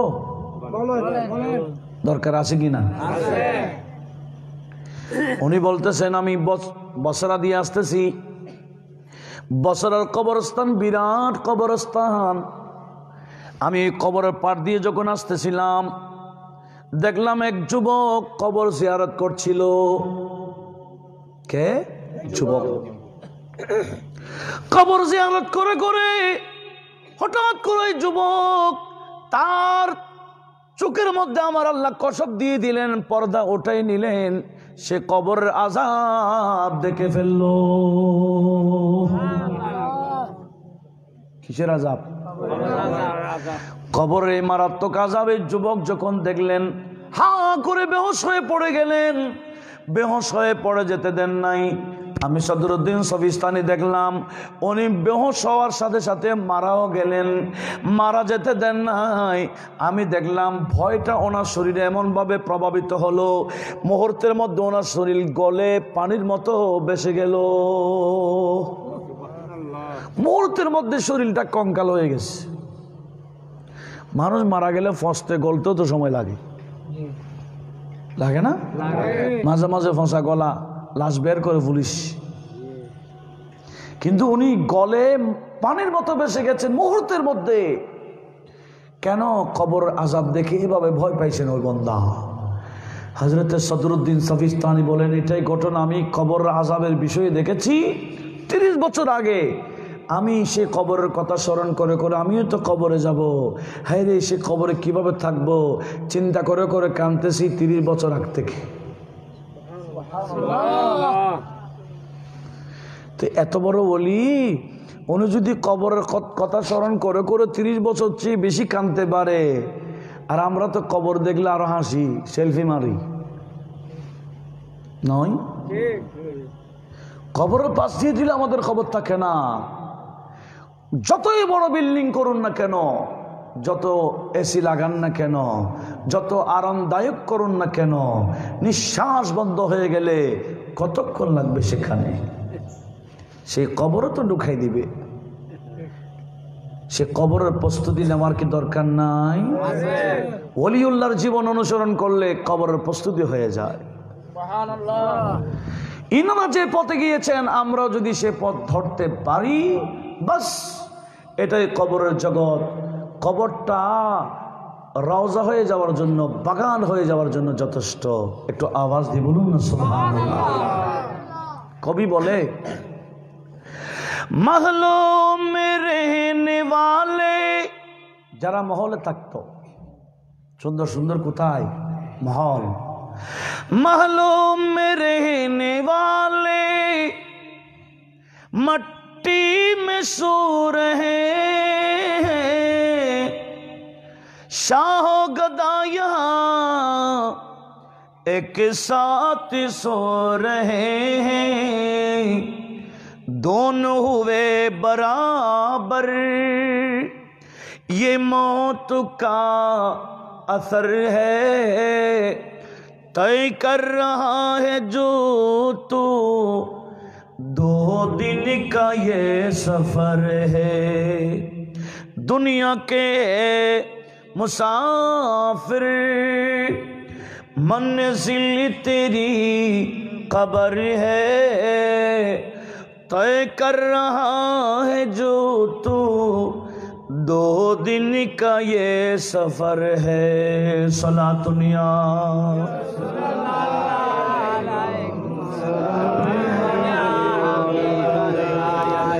आंखों से तूने अपनी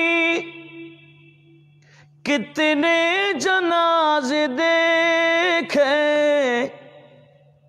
কবি বলছে তোমার চোখ দিয়ে কত জানাজা দেখলাম। জানাজা আরেকজনের দেখছি, আমার হবে না একদিন। आंखों से तूने अपनी कितने जनाजे देखे, हाथों से तूने अपनी दफनाए कितने मुर्दे, अंजाम से तूने अपनी क्यों इतना बेखबर है, तय कर रहा है जो तो, 2 दिन का ये सफर है। सलातुनिया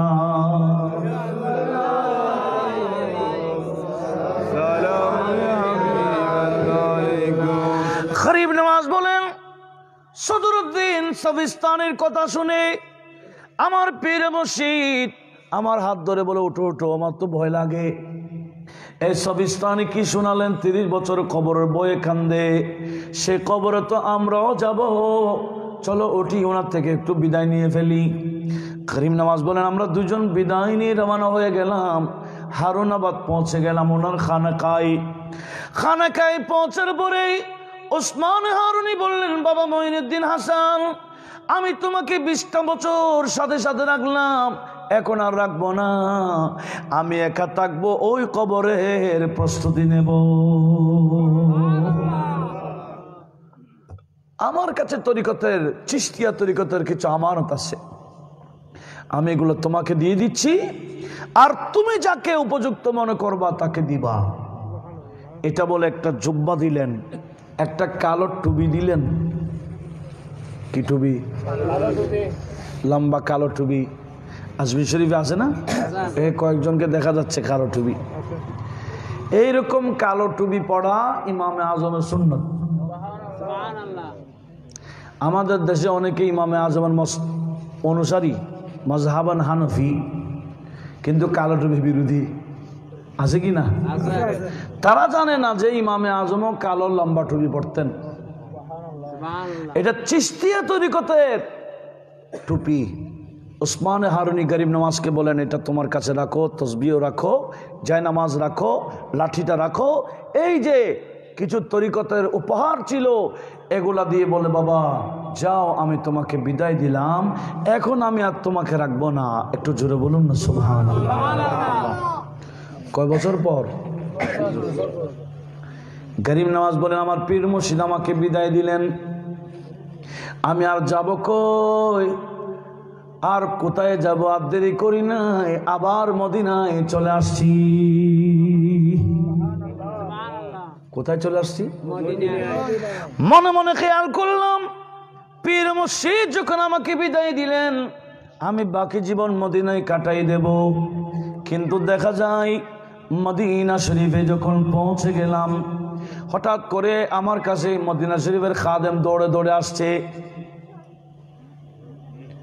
এসে বলছে, তোমাদের মধ্যে কেউ মঈনুদ্দিন আছো, মঈনুদ্দিন হাসান নামে কেউ আছো? তখন কয়েকজন গেল, কয়েকজন বলা, আমার নাম মঈনুদ্দিন হাসান। একজন বলে, আমার নাম মঈনুদ্দিন হাসান। বলে, তাহলে একটু অপেক্ষা করো, একটু অপেক্ষা করো। উনি আবার রওজা শরীফে গেলেন, সরাসরি নবীর সাথে খাদেমে কথা বলছেন, ইয়া রাসূলুল্লাহ, এখানে তো মঈনুদ্দিন হাসান বলতে অনেক দেখা যাচ্ছে, কাকে আপনি ডাকতেছেন? বলে, সঞ্জয়ের বাড়ি যার, গিয়াসউদ্দিনের ছেলে, বাবার নাম বলে দিয়েছেন।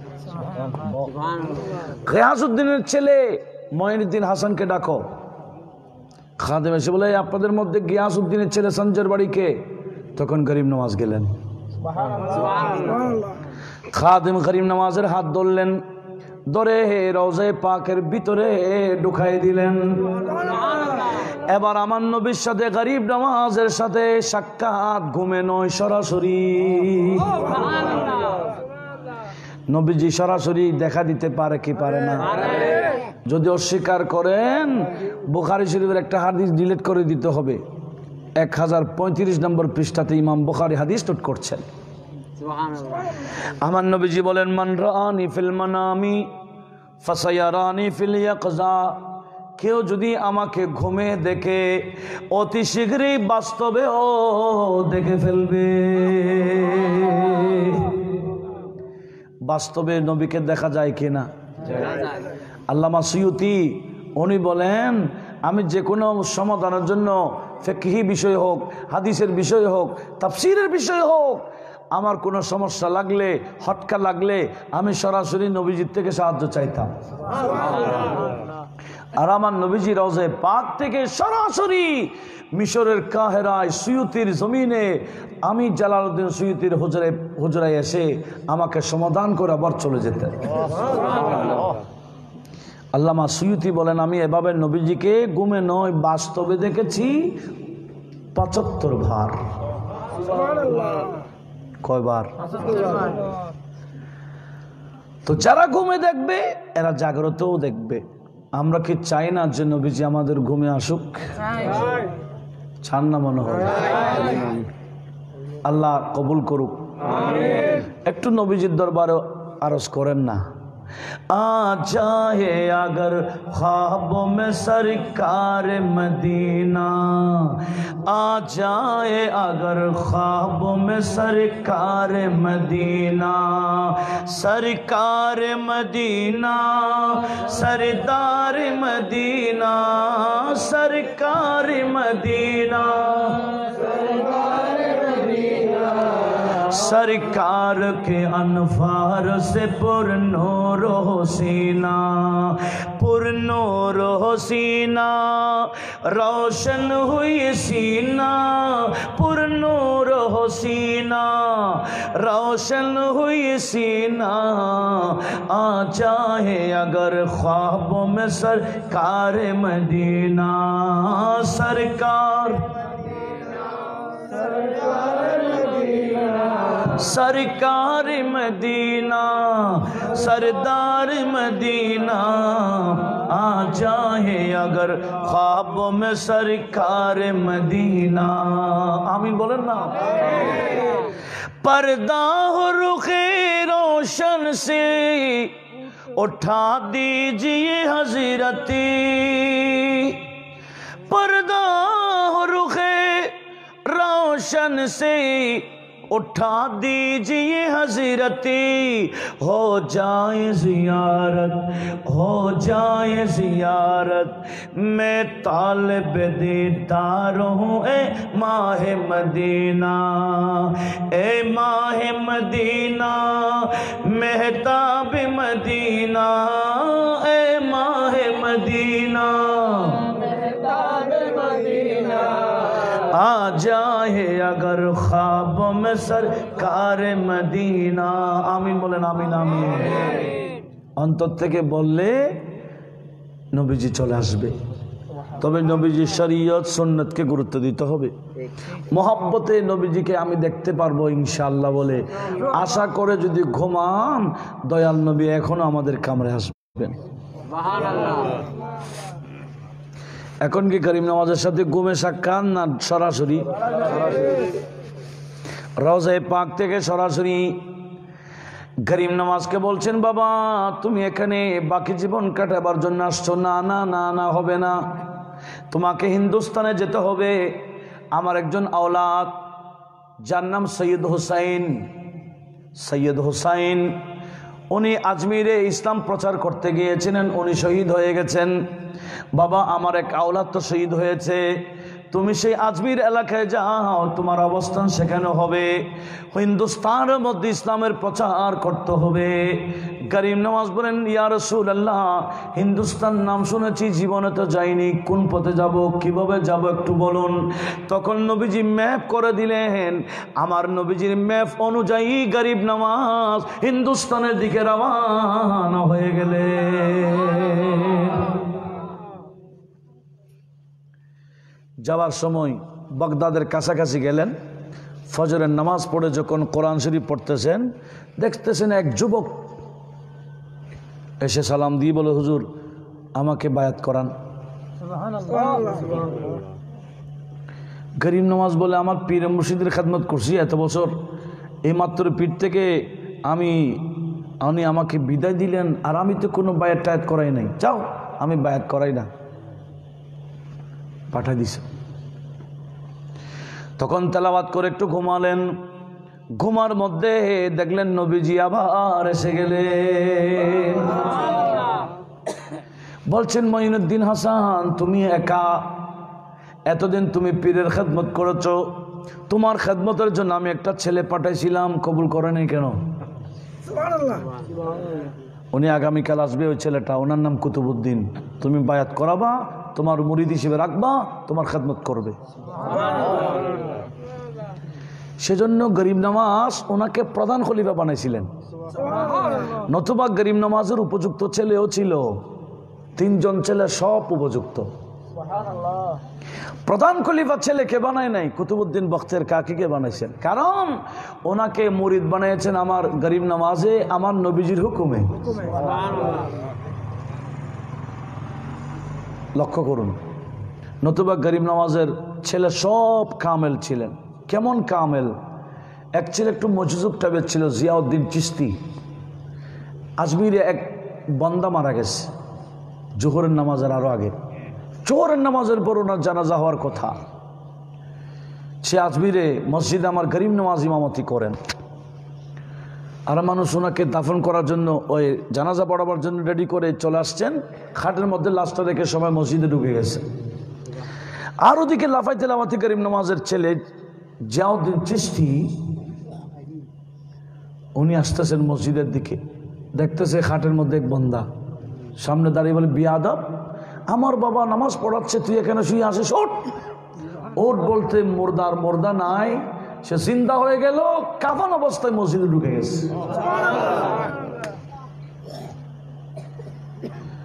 এখন মানুষ নামাজ শেষ করে জানাজা পড়তে আসছে, দেখছে খাট কি খাটে লাশ নেই। কিরে লাশ গেল কই? সবাই দেখতেছে লাশ মসজিদ থেকে বের হচ্ছে, লাশ লাশ নেই, জিন্দা। গরিব নামাজ ওনাকে ডাকাই, তুমি না মারা গেছিলা, তোমাকে কাফন পরিধান করাইছে গোসল করাবার পরে, তুমি মসজিদে কেন? বড় হুজুর কি করতাম আপনার ছেলেরই, আমি তো মরা, আমাকে বিয়াদব বলে ডাক দিছে, আপনি নামাজ পড়াচ্ছেন, আপনার পিছনে একটাদা করার জন্য আমি জিন্দা হয়ে তাড়াতাড়ি একটাদা শুরু করলাম। গরিব নামাজ ওই ছেলেকে আর রাখেন নাই, ওনাকে মানুষ দেখা মতো বলে, আমার এই ছেলেকে রেখে দিলে তো একজনকেও কবরে পাঠানো যাবে না। ওনাকে রেজাল গায়েবের অন্তর্ভুক্ত করে দিছে। বাকি দুইজনের মাজার, একজনের মাজার সরওয়ার শরীফ শরফুদ্দিন চিশতি, আরেকজনের মাজার গরিব নামাজের রওজায়ে পাকের পাশে আছে। গরিব নামাজের রওজায়ে পাকের পাশে এক মেয়েরও মাজার আছে, আর একটু দক্ষিণ পশ্চিমে ছেলের মাজার আছে। আর ওই ছেলেটাকে রাজাল গায়েবের অন্তর্ভুক্ত করে দিলেন। একটু আওয়াজ দিয়ে বলুন না সুবহানাল্লাহ। অর্থাৎ এমন ওলি যাদেরকে দেখা যায় না। আসুন, কি বলতে চেয়েছিলাম, গরিব নামাজ উপযুক্ত ছেলে হওয়া থাকা সত্ত্বেও প্রধান খলিফা ছেলেকে দেন নাই। কাকে দিছেন?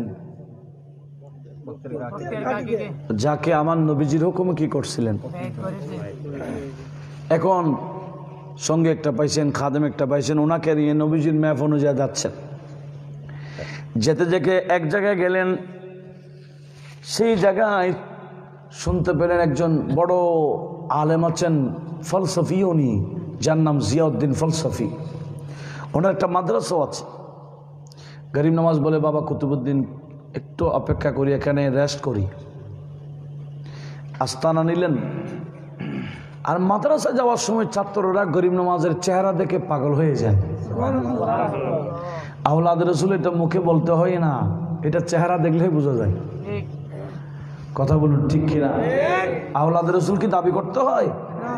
আওলাদ রসুল কার ভিতরে নবীজির খুনে পাক আছে, এটা তো হাজার নয় লক্ষ মানুষের মধ্যে চেনা যাবে। গরিব নওয়াজের চেহারা দেখে এলাকার মানুষ পাগল, ছাত্ররা পাগল। ছাত্ররা একদিন জিয়াউদ্দিন ফলসফিকে বলছে, হুজুর ওদিকে একটা দরবেশ দেখছি, অনেক নৌরানি চেহারার, চলেন না একটু ওনার কাছে যাই। উনি বলে, আমি কেন যাব, দরকার হলে আমার কাছে আসবে। এরকম অনেক আলেম আছে কিনা? অহংকার দেখায়। এ ফলসফিও অনেক বড় আলেম ছিলেন। উনি বলে, আমি কেন যাব, ওনার দরকার হলে আমার কাছে আসবে। জান নাই, একদিন ওই জিয়াউদ্দিন ফলসফি কোনো কাজে যাচ্ছেন, রাস্তা দিয়ে যাচ্ছেন, দেখলেন গরিব নামাজের প্রতি ওনার নজর পড়লেন। চম্বুক যেভাবে টানে, ওনাকে এরকম টান দিলেন। কে? গরিব নামাজ। এই জিয়াউদ্দিন ফলসফি গরিব নামাজের চেহারা দেখে পাগল পাড়া হয়ে গেলেন। তাড়াতাড়ি কাছে গিয়ে সান্নিধ্য গেলেন। ইতিমধ্যে বক্তের কাকি রাদিয়াল্লাহু তাআলা পাখি শিকার করে, পাখি ভোনা করে প্লেটের মধ্যে গরিব নামাজের সামনে দিলেন। তখন গরিব নামাজ পাখি থেকে একটা রান খুললেন। এই রানের মধ্যে একটা নজর দিয়ে জিয়াউদ্দিন ফলসফিকে দিলেন খাইতে। তখন উনি যখন খাওয়ার জন্য দিলেন, চাপ দিতে দেন না, উনি বেহুশ হয়ে যায়। আমি তো শুরুতে বলেছিলাম, আল্লাহ শরাব পেয়ালা দিয়ে খাই না, কি দিয়ে? নজর। ওই যে রানের মধ্যে গরিব নামাজের কি দিলেন? কেমন নজর? क्या तुमको बताओ कितने मकबूल नजर है ख्वाजा। एक तो जोरे बोलो ना सुभान अल्लाह। क्या तुमको बताओ कितने मकबूल नजर है ख्वाजा। सच पहुँच तो मेरा दिल में मेरी जान जिगर है ख्वाजा। मेरी जान जिगर है ख्वाजा। मेरी जान जिगर है। मेरी निगाहों में मेरी निगाहों में मेरी निगाहों में ख्वाजा का जलवा ख्वाजा का जलवा आज भी है और कल भी रहेगा। एक तो जोरे बोलूं सुभान। मंगतों को मिला करती है जागीर दरे ख्वाजा पर। मंगतों को मिला करती है जागीर दरे ख्वाजा पर। तकदीर बदल जाती है तासीर दरे ख्वाजा पर। तकदीर बदल जाती है तासीर दरे ख्वाजा पर। तासीर दरे ख्वाजा पर। ख्वाजा के दर पे जारी ख्वाजा के दर पे जारी फैज़ कदरिया फैज़ कदरिया आज भी है और कल भी रहेगा। কি দিলেন? আপনাদের মেমোরি ফিল আপ হয়ে গেছে না? আসলে অনেক রাত হয়ে গেছে, আমি আর সামনে যাইতে পারবো না। দেখতেছি অনেক সময় হয়ে গেছে, 2 ঘন্টা, যদি বা আমার নিজেরও খবর নেই। 2 ঘন্টা হয়ে গেছে, মনে হচ্ছে কয়েক মিনিট দেশেরই। হ্যাঁ দেখেন, গরিব নামাজ বান্দা নামাজের ধারাবাহিক জীবন। আমি তো এখনো কি আজবে শরীফ আসতে আরো কয়েক ঘন্টা লাগবে আমার, কয়েক ঘন্টা। পথে পথে যে ঘটনা ঘটাইছেন করিম নামাজ, এগুলা যদি আমি বলতে যাই ফজর হইলেও শেষ হবে না। লক্ষ্য করুন কি বলছিলাম, এই ফলসফিকে কে খাওয়াই দিলেন? নজর দিয়ে বলে খাওয়াইতে চাপ দিতে মানুষ হয়ে গেছেন। কেন? সেখানে পাওয়ারফুল নজর দিলেন, আল্লাহ শরাব খাওয়াই দিছেন। দীর্ঘক্ষণ উনি বেহুশে ছিলেন, বেহুশের মধ্যে যা দেখানো দেখাই দিছেন। এখন উনি হুঁশ আসার পরে গরিব নামাজের কদম ধরে বলে, হুজুর ক্ষমা চাই, আমার ছাত্ররা আপনার কাছে দাওয়াত দিছিল, আমি তো আপনাকে এভাবে চিনতাম না হুজুর, এখন আপনি আমাকে ক্ষমা করুন, আপনার মুরিদ হিসেবে কবুল করুন। কদমে ফেলেছেন কি দিয়ে? আমার গরিব নামাজ কাউকে বলতেন না কালমা পড়ো। গরিব নামাজের একটা আদনা কারামত ছিল, যতই কট্টর হিন্দু হোক না কেন, বিধর্মী হোক না কেন, গরিব নামাজ তার নজর এক চেহারা দিকে একটু দেখলে হইতো। যত কট্টর হোক না কেন, গরিব নামাজ তার চেহারা একটু নজর দিলে জুবান খুলে যেত, কলমা জারি হয়ে যেত। এইরকম পাওয়ার নিয়ে আজমি শরীফ ঢুকছেন, হিন্দুস্তানে ঢুকছেন। উনি বোম কারো শরীরে মারে নাই, বোম কলমে মারছিলেন। এখন তো কলমে বোম মারতে জানে না, সেই জন্য শরীরে মারে, তখন এদের নিজেদের ফাঁসি হয়ে যায়। বোম মারতে হবে কোথায়? কলমে। যে বোম আল্লাহর ওলিরা মেরেছেন। আমি আজকের সামনে যাব না, এতটুকুই রাখবো, কারণ মহা বিশাল গরিব নওয়াজের জীবনী। আল্লাহ পাক সুবহানাহু ওয়া তাআলা ভবিষ্যতে আসলে আমাকে মনে করাই দিন, এখান থেকে আমি সামনে যাব ইনশাআল্লাহ। আল্লাহ পাক সুবহানাহু ওয়া তাআলা সবাইকে কবুল করুক, আমিন। চলুন নবীকে একটু